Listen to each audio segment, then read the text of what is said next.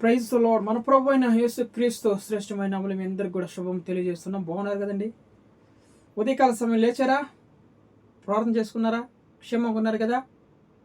మన ప్రభు నేటికాల సమయం అంతా కూడా మనల్ని కాచి కాపాడి ఈ దినమును మనకు బహుమానంగా ఇచ్చినాడు కాబట్టి ఆయన పరిశుద్ధ నామమునికి మహిమ కలుగును గాక. చూడండి, మన ప్రభు మనందరి కోసము సిలువలో రక్తం కార్చి ప్రాణం పెట్టిన గొప్ప దేవుడు అండి. ఎవరైతే ఆయన అంగీకరిస్తారో పాపక్షమాపణ, నిత్యరాజ్యము, పరలోక భాగ్యము ఇవన్నీ కూడా దేవుడు మనకు అనుగ్రహిస్తాడు. దయచేసి దేవుణ్ణి దూరంగా ఉండొద్దండి. దేవునికి హృదయాన్ని సమర్పించండి, రక్షణ తీసుకోండి. ఖచ్చితంగా మీ యొక్క పాపశాపాలు అన్నీ కూడా క్షమించబడతాయి. దేవుని నామానికి మహిమ కలుగును గాక.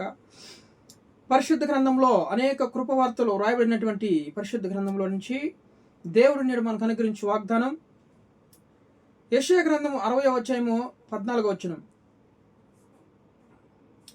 నిన్ను బాధించిన వారు సంతానపు వారు నీ ఎదుటికి వచ్చి సాగిలపడతారు. నిన్ను తృణీకరించిన వారందరూ వచ్చి నీ పాదముల మీద పడెదరు. Praise the lord. దేవుని నామానికి మహిమ కలుగును గాక. చూస్తారా, ఎవరైతే నిన్ను నిందించారో, ఎవరైతే నిన్ను తృణీకరించారో, ఎవరైతే నిన్ను అవమానపరిచారో దేవుడు చెప్తున్నాడు, వారందరూ కూడా నీ పాదముల ఎదుట సాగిలి పడతారని చెప్తుంది దేవుని వాక్యం. హల్లెలూయా. ఖచ్చితంగా దేవుడు వాగ్దానం ఇస్తే నెరవేర్చే గొప్ప దేవుడు ఆయన. ఆయన మాటలు భూమి ఆకాశంలో గతించిపోయినా ఈ మాటలు ఎన్నడూ కూడా గతించవని దేవుని లేఖన సెలవుస్తున్నాయి కదండి. కాబట్టి ఈరోజు నిన్ను బాధించేవారు సంతానపు వారు నీ ఎదుటికి వచ్చి సాగిలి పడతారు. నీ ఎదుటికి వచ్చి నిన్ను ఎన్ని బాధించిన వారు వారి యొక్క సంతానము వాళ్ళు అందరూ కూడా నీ ఎదుటికి వచ్చి సాగిలి పడతారని చెప్తుంది. ఎస్, నిన్ను తృణీకరించిన వారందరూ కూడా వచ్చి నీ పాదముల మీద పడతారు. ఎస్, నువ్వు తృణీకరిస్తారనమాట. నువ్వు పనికి రావులే, నువ్వు అవసరం లేదులే, నీకేమి రాదులే అంటూ తృణీకరిస్తారు. చూడండి, మనం లెక్కలో కూడా పెట్టుకోరండి. లెక్కలో లేకుండా తీసి పక్కన పెట్టేస్తారు తృణీకరిస్తడం అంటే. నిన్ను తృణీకరించిన వారందరూ కూడా నీ ఎదుటికి వచ్చి నీ పాదముల మీద పడిపోతారు. దేవుని నామానికి మహిమ కలుగును గాక. హల్లెలూయా. అయితే నువ్వు దేవునికి విశ్వాసిగా ఉండు, విశ్వాసంతో ప్రార్థన చెయ్యి. ఖచ్చితంగా విశ్వాసంతో ఉండు. దేవుని గట్టిగా పట్టుకో, ఆయన ఆజ్ఞలు గట్టిగా పట్టుకో, ప్రార్థన చెయ్యి, విశ్వాసంతో ఉండు.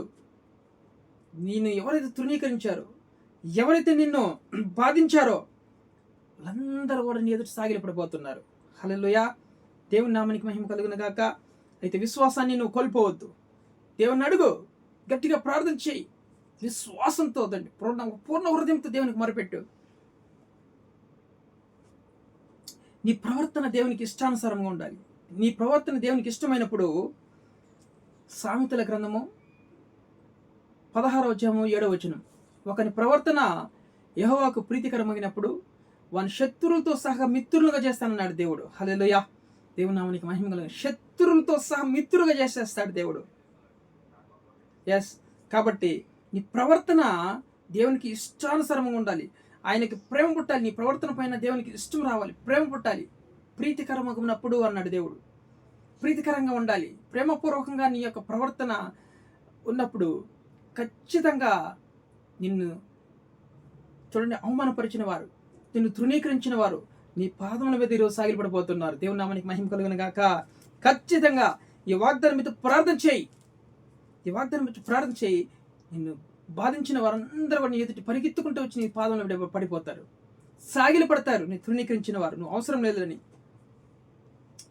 చూడండి, యోసేపును తృణీకరించారు అన్నదమ్ముళ్ళు. వాళ్ళే స్వయంగా వచ్చి యోసేపు పాదాల మీద పడ్డారు. హల్లెలూయా. యోసేపుకి అవసరం లేదని అతన్ని తృణీకరించారు. యోసేపుని ఎంత బాధించారండి ఒకసారి జ్ఞాపకం చేసుకోండి. నీళ్ళు లేని బావిలో తోసేశారు, కొట్టారు, అవమానపరిచారు, తిట్టారు. బాధించిన వారు వచ్చి, తృణీకరించిన వారు వచ్చి యోసేపు పాదముల మీద పడ్డారు. హల్లెలూయా. ఆదికాండం 43వ అధ్యాయము చూడండి, 26వ వచనం.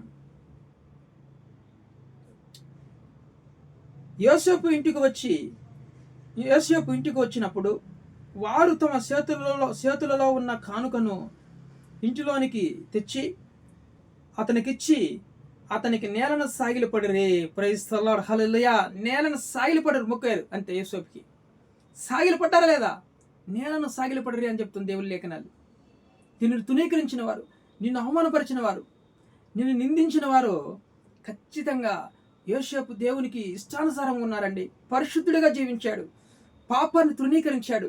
ఈరోజు నువ్వు పాపాన్ని తృణీకరించి, పాపాన్ని చూడండి తృణీకరించండి, చెడు తలంపులన్నీ తృణీకరించండి, చెడ్డ అలవాట్లు విడిచిపెట్టేయండి, దేవునికి ప్రీతికరంగా నడుచుకోండి. యోసేపు దేవునికి ప్రేమపరుడుగా, పరిశుద్ధుడిగా, ప్రీతికరంగా నడుచుకున్నాడు. ఎన్ని శ్రమలు, ఎన్ని శోధనలు వచ్చినప్పటికీ దేవుని అతడు విడిచిపెట్టలేదు. దేవుని ప్రార్థించాడు. దేవుడు అతనికి తోడైనాడు కాబట్టి శత్రువులందరూ కూడా వచ్చి అతనికి సాగిలపడ్డారు. హల్లెలూయా. దేవుని నామానికి మహిమ కలుగును గాక. శత్రువులందరూ కూడా వచ్చి ఈరోజు ఖచ్చితంగా నువ్వు నిజంగా ప్రార్థన చేసే వ్యక్తి అయితే, నువ్వు దేవునికి ప్రీతికరంగా ప్రేమపూర్వకంగా నడుచుకునే వ్యక్తి అయితే, పరిశుద్ధుడుగా నడుచుకునే వ్యక్తి అయితే ఎదుటి వచ్చి సాగిలపడబోతున్నారు. దేవుని నామానికి మహిమ కలుగును గాక. ప్రార్థన చేసుకుందాం. ప్రేమ కలిగినటువంటి మా ప్రియ పరలోకపు తండ్రి, మీ ఘనమైన నామను బట్టి స్తుతిస్తున్నామయ్యా.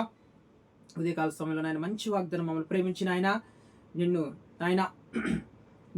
నిందించిన వారు, నిన్ను తృణీకరించిన వారు నీ పాదంలో పడతారని సెలవిస్తున్నాం లేఖనాలు. ప్రభా, ఖచ్చితంగా నిన్ను నిందించిన వారు, నిన్ను బాధించిన వారు, నిన్ను తృణీకరించిన వారు నీ పాదం మీద పడతారని వాగ్దానం చేసిన దేవుడి వాగ్దానం మా పట్ల నెరవేర్చు తండ్రి.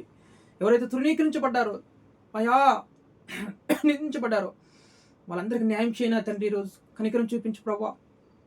ఉద్యోగాలకు ఉద్యోగం తెచ్చింది, వివాహం కాని వివాహం తెచ్చింది, గర్భఫలం తెచ్చింది. ఎంతో నిందలు పొందుకుంటున్నారు ప్రభా. నిందించే వారందరూ కూడా సాగిలు పడతారు. నేను ఎదుర్కొచ్చి అన్నావు. గర్భాలను ముట్టండి తండ్రి నాయన. గర్భఫలం మంచి కుమార్తెను అనుగ్రహించండి. గర్భిణీ స్త్రీలు ముట్టి సుఖప్రసవాన్ని అనుగ్రహించండి. ఆయా ఉదయకాల సమయంలో ప్రయాణాలు చేస్తున్న అందరికీ క్షేమం తెచ్చి ప్రతి విధమైన కీడుని యాక్షన్ దురాత్మలు చేస్తున్నాడు గద్దిస్తున్నాం తండ్రి. కుటుంబంలో సమాధానం, నెమ్మది, ఐక్యత తెచ్చండి. భార్యాభర్తలు సమాధానం, ఐక్యత తెచ్చండి. యానివర్సరీ, వెడ్డింగ్ డే, బర్త్డే జరుపుకుంటున్న తోడైన సహాయం చేయండి. దేశాన్ని కాపాడు, రాష్ట్రాన్ని కాపాడు, ప్రజలందరికీ రక్షణ తెచ్చేయండి ప్రభావ. మా దేశం పట్ల న్యాయం చేయండి తండ్రి.